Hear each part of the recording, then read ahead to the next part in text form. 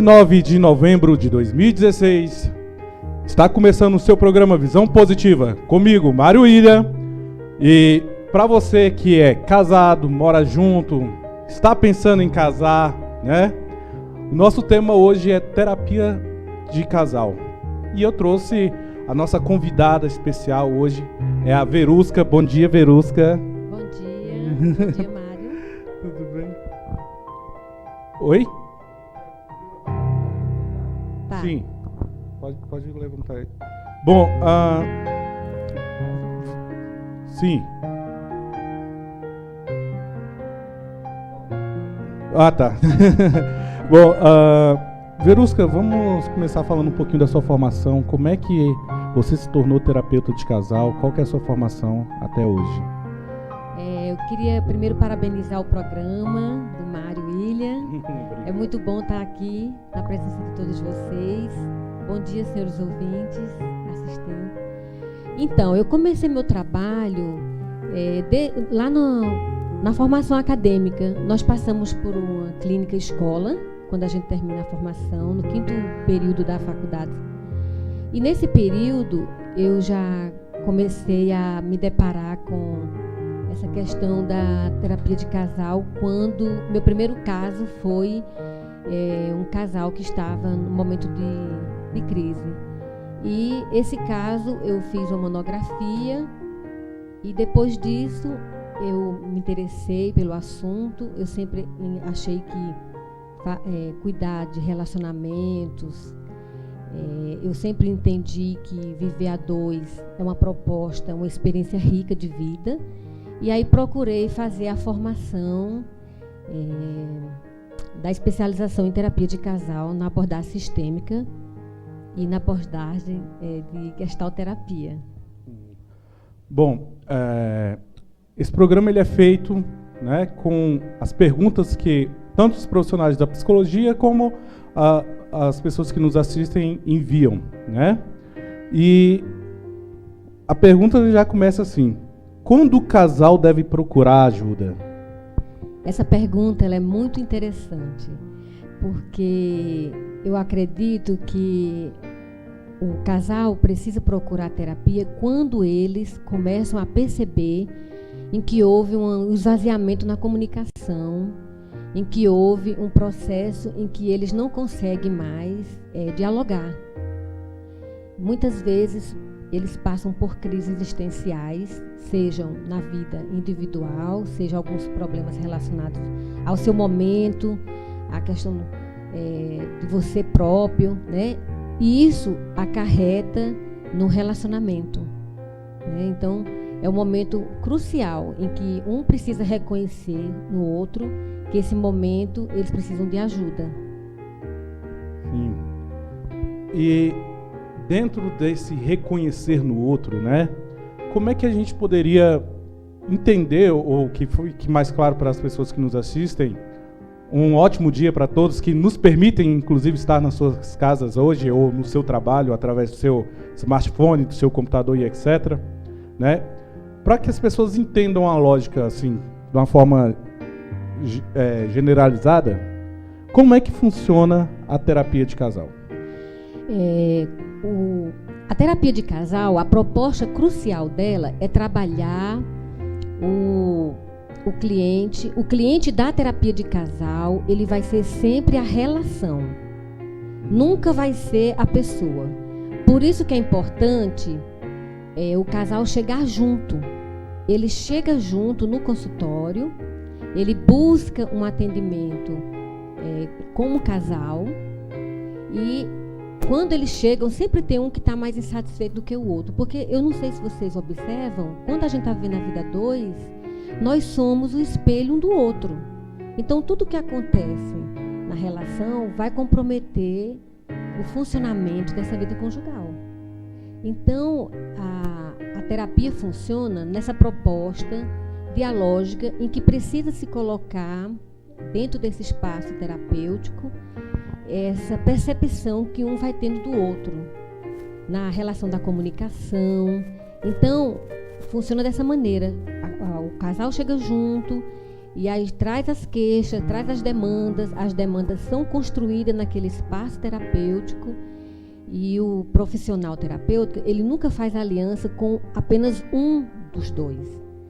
Não tem esse movimento, né? O movimento é sempre conjunto. Então ele faz essa escuta, e ele vai estar ali como uma pessoa, como profissional mediatório. Ele vai ser mediador desse momento. Como você disse, as pessoas trazem as demandas, né? Mas existe uma certa quantidade de demanda, né? Demandas que são mais comuns. Quais que seriam essas demandas ou queixas que são mais comuns na terapia de casal? Olha, as demandas são muito variadas. Agora, o que eu mais observo é que quando eles chegam na terapia de casal, um quer modificar o outro. Existe essa tendência natural de que nós casamos e queremos modificar e trazer sempre uma proposta de querer mudar o outro. Isso é uma das principais demandas. Mas claro que existe variadas situações. Às vezes o casal está passando por uma crise financeira, às vezes o casal está passando por uma crise, uma traição, uma infidelidade, né? Uma dificuldade de aceitar a família do outro, dificuldade nas relações uniparentais. Às vezes também acontece um problema relacionado a uma coisa chamada coparentalidade, que é o nascimento do primeiro bebê, que isso modifica completamente a estrutura do casal.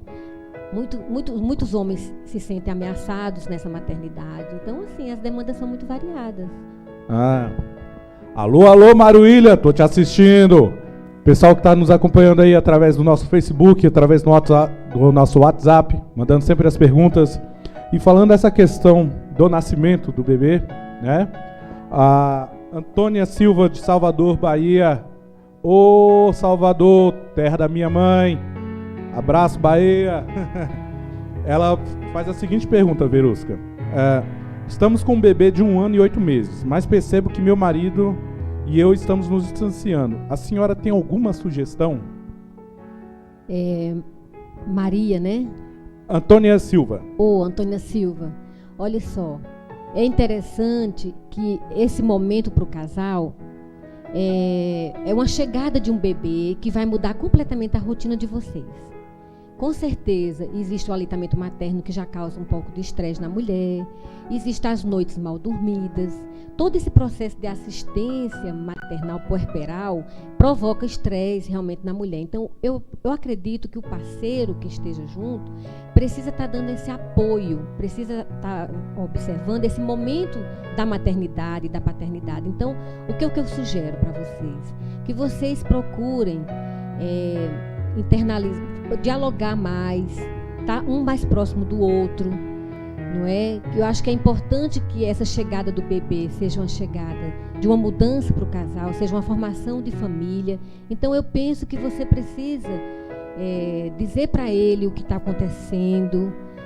Ele precisa estar ouvindo você, legitimando o seu momento, tá coparticipativo. Não é fazer por você, mas é fazer com você, né? Então trocar esse por com. Bom, a Verusca, ela que está inscrita no CRP 13035, e vocês podem ter mais informações da Verusca através do telefone 3345-2146, DDD 61, ou 98827-9110. Continuando com nossas perguntas. Alô, Maruília, tô te assistindo. Ô, Mário, é o seguinte, a Raquel é psicóloga, professora universitária de psicologia do estado de Minas Gerais, está gostando do programa, aí pede um alô de vocês aí. Ô, Raquel, aquele abraço. Então, gente, o programa é feito com a ajuda de vocês, né? E com as perguntas de vocês. A Carla do Rio de Janeiro faz a seguinte pergunta, Verusca. Sou muito ciumenta. Isso afeta meu relacionamento. Preciso fazer terapia por isso? Existem causas para os ciúmes?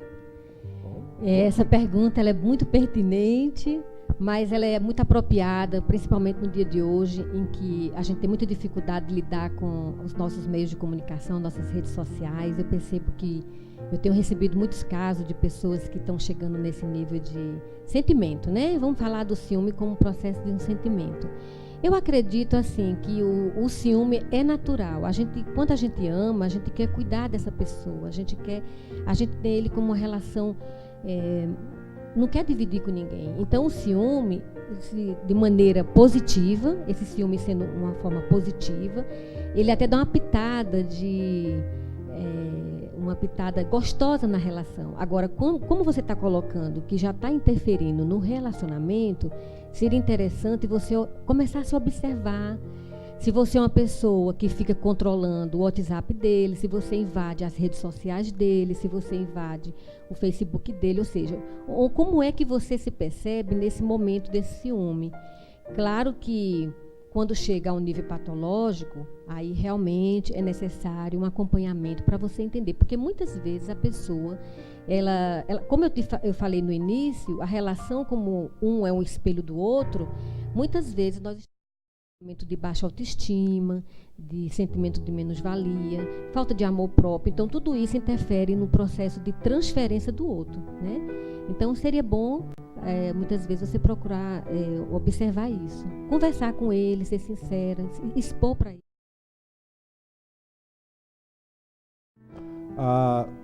Mandar um abraço para o pessoal de Minas Gerais. A Raquel entrou em contato com a gente agorinha, a Suelen também, e a Suelen fez a seguinte pergunta, a seguinte questão: minha família é muito tradicional e não aceito o divórcio, mas meu marido me traiu. Devo procurar terapia ou é interessante que ele também procure? Isso é uma das coisas que a gente tem mais observado. O que eu posso estar colocando é que a gente precisa, quando a gente está vivendo a vida 2, é necessário que a gente esse casamento, essa relação. Claro que é importante os meus valores, é importante essa questão moral. Eu acho que faz parte mesmo de um processo em que... Mas quem tem que decidir essa questão da traição, de como você tem que viver com esse marido, como você tem que trabalhar esse perdão, ou continuar esse casamento, ou então decidir acabar esse casamento por essa questão. Se você não está dando conta, é você próprio. Eu acho que você tem que fazer um trabalho com você. E a família, ela não pode interferir nessas questões. O que você pode é apenas... reforçar os seus valores. Quando a gente fala dessas questões, inclusive familiares, que podem interferir, né, a gente tem que deixar bem claro que o importante é o que for bom para você, né? A gente não pode ficar em função de outros, né? Você que tem que estar feliz. Como sempre dizem, quando a gente está com a pessoa errada, a gente perde a oportunidade da pessoa certa chegar na nossa vida, né? Com certeza. Então, às vezes...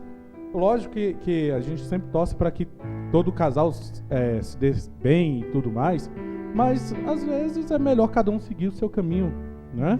Com certeza. Bom, Verusca, quais que seriam os objetivos da terapia de casal?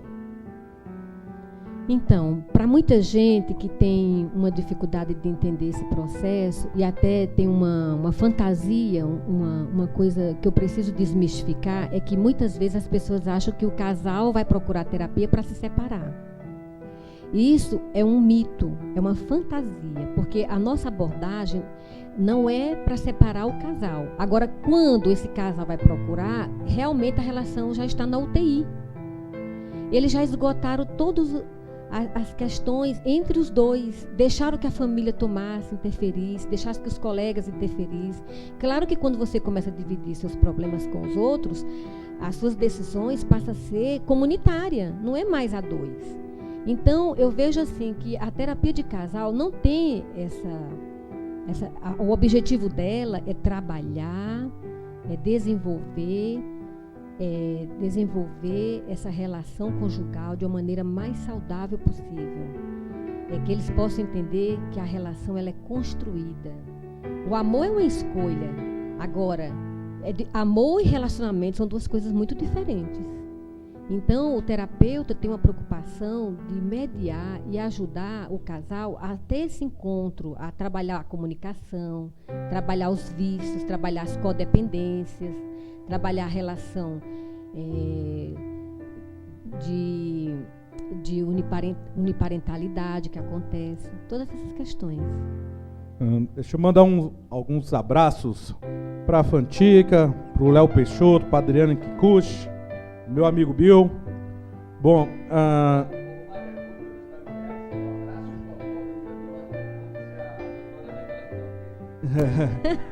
não, a Verusca veio de onde? Eu sou piauiense, eu vim de Teresina. Sim. Guta, aquele abraço.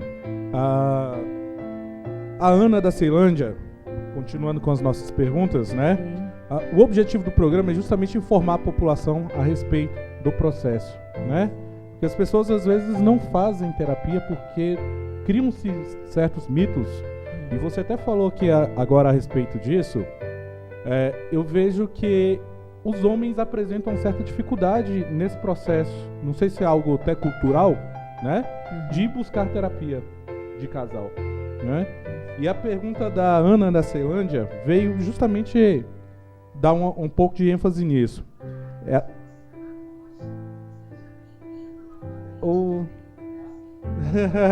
Tá, agora só um momentinho. A Ana da Ceilândia diz o seguinte: trabalho e ganho mais que meu marido. Tenho percebido que ele está se sentindo muito inferior devido a isso. A senhora teria alguma sugestão para essa situação? Boa pergunta.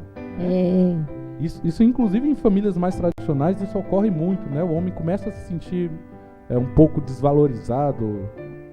É uma coisa cultural que precisa mudar um pouco, né? É verdade, Mário.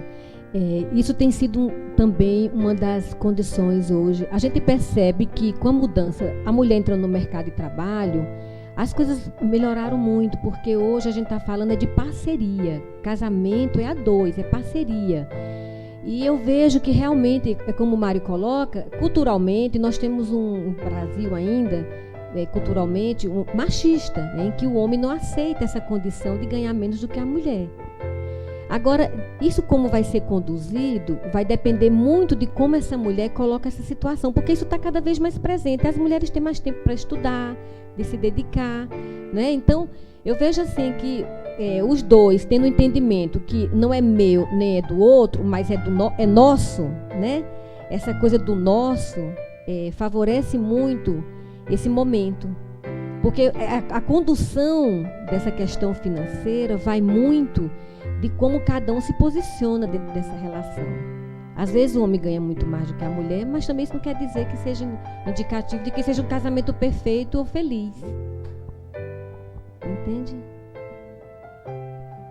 Bom, você falou em parceria, né? Mandar aquele abraço para minha noiva, para a Ruth, ela que faz essas coisinhas bonitinhas aqui, né? Ela é artesã e ela tem um projeto chamado Arte em Feltro, né? Então, assim, essas coisinhas bonitinhas que só é bonitinha porque ela faz, porque se eu fosse fazer seria um pouco difícil. Temos um áudio aí?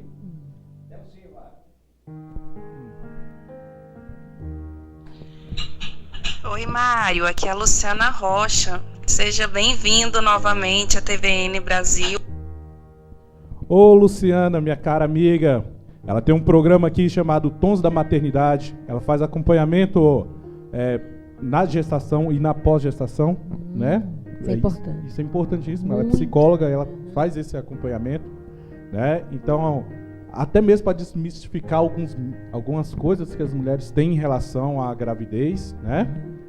Bom, Ô Mário, quero pedir desculpa que o áudio dela não foi inteiro. Sim.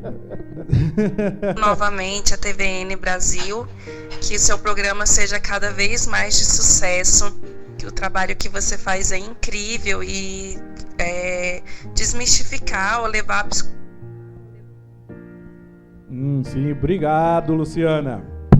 Bom, alô, Maruília, tô te assistindo, hein?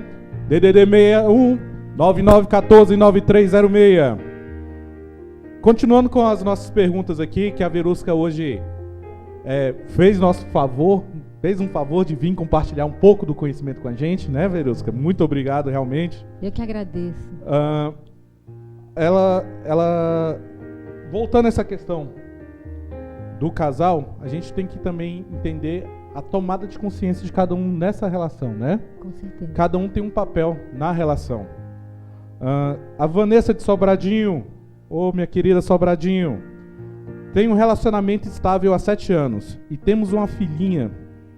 Percebo que ultimamente tudo que ele faz de errado me incomoda e eu explodo, né? O que fazer?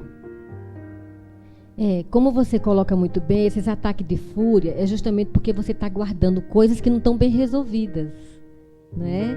O relacionamento de 7 anos, que já tem uma filha, já traz todo um contexto de você se voltar um pouco para a vida conjugal. Então é necessário, sempre que você sentir alguma dificuldade com ele, tem um momento do diálogo. Uma vez na semana vocês podem sentar juntos, conversar o que está acontecendo, porque é muito natural que quando a mulher... Aquela história, que quando a gente não troca, a gente dá troco, né? Então, uma coisa que vai ser... O combinado não sai caro. O que você combinar com ele, com certeza ele vai estar atento às suas queixas, às suas demandas. Então é necessário que vocês melhorem a questão do diálogo mesmo, né? Melhorar realmente a comunicação. A gente tem que lembrar nessa questão da comunicação, e como você mesmo disse, o combinado não sai caro, né? A gente tem que falar que dentro de um relacionamento as pessoas têm que ter um espaço, né? E aí, às vezes, o companheiro ou a companheira sair para jantar com os amigos, né? Jantar com os amigos, não estou falando que você vai para a farra e chegar às 5 horas da manhã, não é isso, né? Mas para poder ter um pouco de espaço, realmente, para que a pessoa não precisa ter aquele relacionamento simbiótico, aquela coisa, né? Nossa, o que ela está fazendo, viver só em função daquilo. Não é assim. A gente tem que entender isso. As pessoas são 2 pessoas juntas, mas tem suas particularidades e suas individualidades, né? Bom, o Carlos de Taguatinga, olha que pergunta bacana. Na sua opinião, qual o maior desafio de viver a 2? Essa pergunta realmente é importantíssima. E eu vou pegar o gancho aqui do Mário, colocando essa questão da individualidade. Nós trabalhamos um processo da individualidade dentro da conjugalidade. O que é isso? É cada um saber que existe por si só, né? A existência é diferente da vivência, né? Existir antes de viver. Então, as diferenças no casamento, elas fazem parte, porque são 2 pessoas que trazem culturalmente experiências de vida, têm famílias, valores, mitos, legados. Isso tudo é pontuado. Agora, qual que é o desafio hoje, né? Eu vejo que o desafio hoje do relacionamento é desenvolver a habilidade de ser companheiro. Porque hoje nós estamos vivendo num momento de muita individualidade. As pessoas querem ter e esquece de que ser é importante. Então, eu acho que o desafio viver a 2 é, primeiro, casar por amor, né? Eu acho que o amor, ele ainda é um tema importante. Para mim, eu sempre coloco que o amor, ele, fazendo analogia, o amor é como se fosse o sal da comida. Você pode ter todos os temperos, você pode ter colorau, cominho, você pode ter alho, você pode ter... Mas se um sal, fica insossa a comida. Então, no relacionamento é a mesma coisa. Primeiro vem o amor. Depois do amor vem a admiração, vem o respeito, vem a cumplicidade, não é? A pessoa que respeita o outro, ela ama, né? E quando a gente ama, a gente se entrega, a gente é coerente com o nosso comportamento, nós nos dedicamos. E o desafio, eu acho que é esse. É pensar que o amor é uma escolha e exercitar esse amor todos os dias, cultivar, é fundamental. Deixa eu mandar um abraço para o Carmilton Magalhães, para o Sávio Mendes, a Verusca, que está escrita no CRP 13035. Vocês podem ter maiores informações e contatos com a Verusca através do DDD 61 3345 2146. Voltando dentro da estrutura, Verusca, da terapia de casal, né? Os 2 têm que estar presentes nas sessões ou podem ocorrer sessões individuais? Essa pergunta é importante. A terapia de casal, ela se fundamenta que o cliente é a relação. Então, os 2 precisam estar presentes. Claro que muitas vezes a insatisfação é unilateral, é de um dos 2. Sempre é um que vai ligar para o terapeuta. Mas no primeiro momento eles vão chegar juntos. E aí o psicólogo ele não vai ficar fazendo aliança individual com um, nem fazendo conchavos com outro. Não. O tratamento é com neutralidade, é com imparcialidade. A gente precisa ter muito bem definido o código de ética, o que se pode, as regras do jogo, né? Não para se gladiarem, para se confrontarem, não, mas para se entenderem. Então, ali é um espaço que você vai chegar e vai trazer as demandas e a gente vai costurando, né? Vai observando, vai dialogando. Claro que a psicoterapia de casal é sempre recheada de jogos, é sempre recheada do genetograma que a gente faz, vai conhecendo um pouco a história de cada um, a vida profissional. Então, é muito interessante porque sempre tem brincadeiras dinâmicas, né? Sim. O pessoal que está nos acompanhando, não sei se sabem, mas a gente teve que mudar o nosso canal no YouTube. Agora chama Programa Visão Positiva. Se inscrevam e vocês vão ter acesso a todos esses programas que a gente teve no decorrer desses 3 meses de programação ao ar e ao vivo. Bom, a gente falou um pouquinho da comunicação. Qual que seria a importância?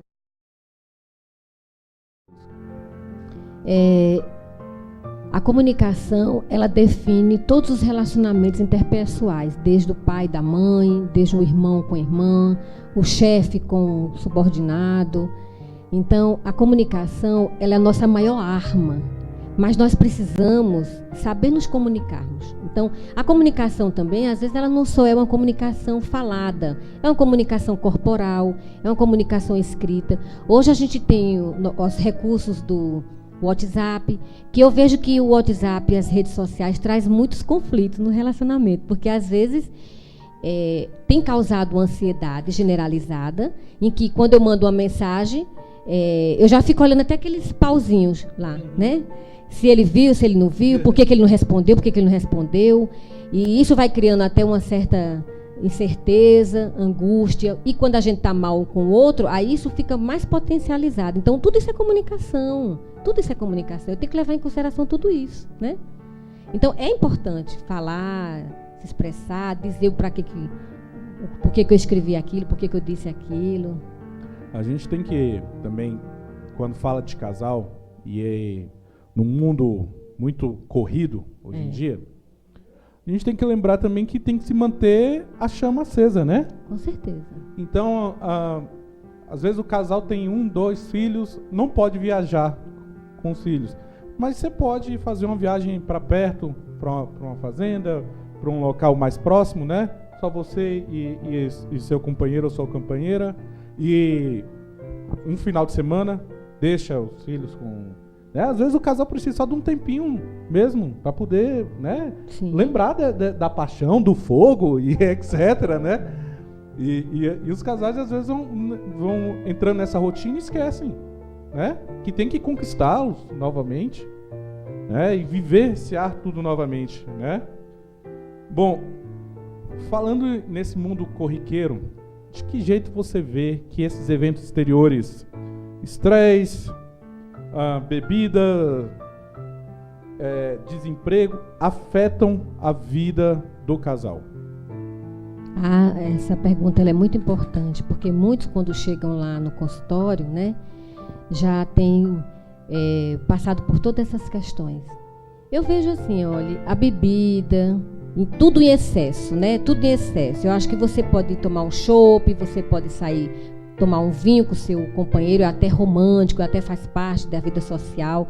A gente não pode dizer que viver no mundo, viver para o mundo, né? Assim, a gente precisa filtrar. Então, eu penso que a questão do excesso e a negligência na falta do companheirismo com o outro é que faz as crises acontecerem, né? E eu digo assim, que a crise no casamento, ela é uma oportunidade de mudar, de ressignificar a relação.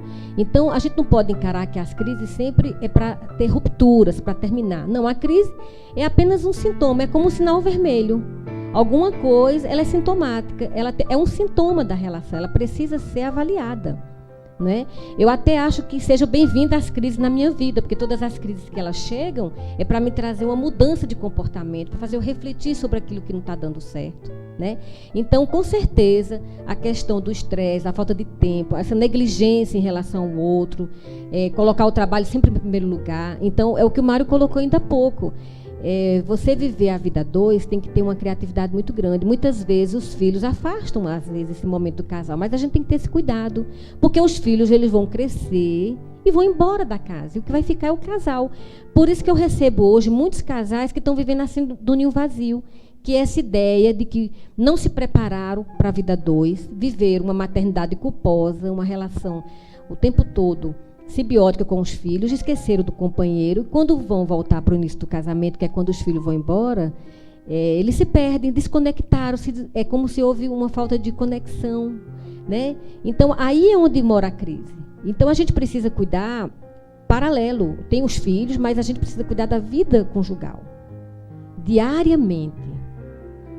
As pessoas sempre colocam aquele casal de velhinhos, né, vivendo juntos. Só que aquilo, as pessoas cederam algumas coisas, muitas coisas foram conversadas, ocorreu diálogos, né? Porque não existe até aquela coisa do relacionamento ideal que as pessoas fantasiam, não é bem verdade, não é assim que funciona. Todo relacionamento a gente tem que ceder um pouquinho, a gente tem que fazer coisinhas que a gente não quer às vezes, né, e tal, mas isso tudo tem que ser conversado. Né? E é importante o que o Mário está colocando, porque assim, quando a gente casa, a gente está no auge da paixão. E na paixão você aceita tudo. Você aceita tudo na paixão. Quando o amor chega, o amor é exigente, o amor vai cobrar. Só que é o que ele colocou, precisa ceder, precisa ter tolerância, ter paciência, ter sabedoria, porque as crises vão vir. E as crises nós precisamos gerenciar, faz parte do nosso processo evolutório, nosso processo de crescimento, né? Deixa eu mandar um abraço para Simone, ela que é psicóloga em Goiás, está gostando muito do tema, e parabenizo você justamente por estar podendo informar as pessoas a respeito desse tema, né? Bom, Verusca, você teria algumas dicas para deixar para os casais que estão nos assistindo aí em casa, no trabalho, nos seus aposentos? Olha, o que eu pensaria nesse momento, nós estamos vivenciando agora um momento muito importante, que é o Natal, chegando no final de ano. Eu acredito sempre que o Natal é o momento de fazer um balanço na vida, né? Da gente olhar para o ano que foi, do que a gente conseguiu, quais foram as metas pessoais. E eu acho assim que as dicas que eu coloco hoje é assim, valorize a presença do outro na sua vida, priorize o tempo que você está, qualifique esse momento que está com seu companheiro, seja mais companheiro na vida conjugal, faça sempre junto as coisas, procure estar sempre dialogando, não é? Trabalhe os valores que cada um tem, respeite as diferenças, é importante respeitar as diferenças. O amor é a experiência mais interessante da humanidade. A gente precisa viver pelo amor, né? O amor, ele constrói tudo. Eu acho que a dica é essa. Bom, deixa eu mandar um abraço para a Ruana, que está nos assistindo lá da Ceilândia. Bom, gente, esse é o primeiro programa com esse novo nome, né? E a gente deu muita sorte, fomos agraciados, digamos assim. A gente pôde receber hoje a Verusca, né, que veio trazer um tema tão relevante e que as pessoas gostam e tem muitas dúvidas em casa. E, inclusive, eu acho que a gente tem que trabalhar mais isso em palestras e tudo mais, para as pessoas que estão noivas e que querem ter um relacionamento, que vão casar e tudo mais, porque precisa muita coisa ser desmistificada, realmente, né? Com certeza. Senão as pessoas vão comprar gato por lebre, digamos assim, né? Bom, queria mandar um abraço pro meu pai, ele que é alfaiate, que sempre dá uma ajeitadinha nessas roupas que eu visto aqui. Bom, vocês que nos receberam em casa hoje, meu muito obrigado, né? a gente está com um projeto novo, e não só esse, a gente está resolvendo outras situações. Nós vamos ter mais uma outra variação do programa no futuro, né? Mandar aquele abraço para os psicólogos que estão nos acompanhando, dessa classe que nos ajuda muito, né? Tem pergunta, Hélio Caso? Não, tem que mandar recado aí para você. Sim, deixa eu me ver. Tá? Mandar um abraço para a Linda, psicopedagoga aí do Guará, tá? Ela está pedindo orientação para um pouco disso, saber da hoje. Sim. Pois é. Infelizmente, hoje teve essa tragédia com o pessoal da Chapecoense, né? A nossa solidariedade do pessoal do programa Visão Positiva, né? A TVN Brasil se comove, né? Está à disposição da família, dos familiares, para o que precisarem, tá? Esse espaço está aberto para vocês. É uma pena, realmente a gente não queria que isso acontecesse. Bom, Verusca, você quer deixar mais alguma mensagem? Eu quero agradecer por esse espaço, eu quero parabenizar o Mário William por essa iniciativa. Você ter um canal em que você está informando, desmistificando, aproximando, né, o profissional da psicologia junto à população, dizendo que é um profissional que está aí no mercado, como outro qualquer, se a pessoa sentir vontade de procurar. Então, assim, é interessante esse espaço. Eu acho que é um espaço rico de discussões. Eu quero desejar muito sucesso nessa nova etapa. Obrigado. Né? E estaria à disposição. Bom, a gente está encerrando nosso programa. Hoje, a gente sempre deixa uma mensagenzinha no final e tal, mas nós vamos terminar em silêncio, né? Em homenagem às pessoas que, infelizmente, perderam a vida neste acidente tão trágico com a equipe do Chapecoense.